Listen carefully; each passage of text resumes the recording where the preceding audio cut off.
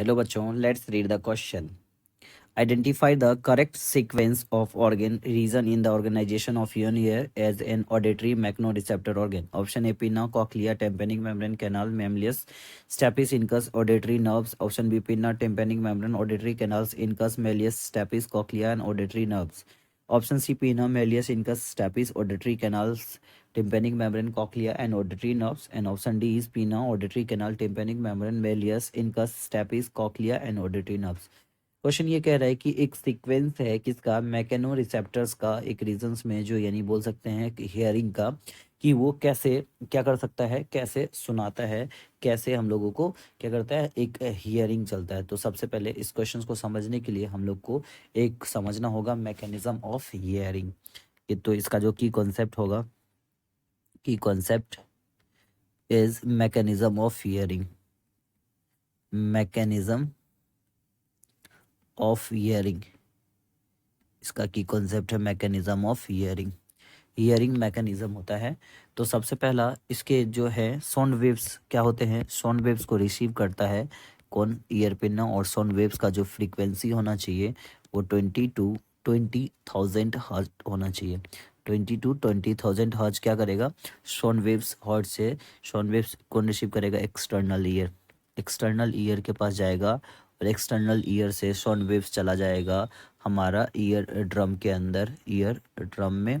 और ear drum से चला जाएगा जो ईयर ऑसिकल्स है, ईयर ऑसिकल्स के पास, ईयर ऑसिकल्स के पास. जो ईयर ऑसिकल्स है, मेलियस, इनकस, स्टेपिस, उसके अंदर क्या होगा, वाइब्रेशन होगा. और वाइब्रेशन होके जो स्टेप्स होगा वो दे देगा ओवल विंडो के पास, ओवल विंडो. और ओवल विंडो से जो साउंड है वो चला जाएगा कॉक्लिया के अंदर. और कॉक्लिया के अंदर क्या होगा, वाइब्रेशन होगा. तो उसकी वजह से एक basilar membrane, basilar membrane, basilar membrane के पास जो है हेयर सेल्स वो कैसा करेगा, बेंड हो जाएगा. तो बोल सकते हैं bend the hair cell. Hair cell को क्या करेगा, bend the hair cell and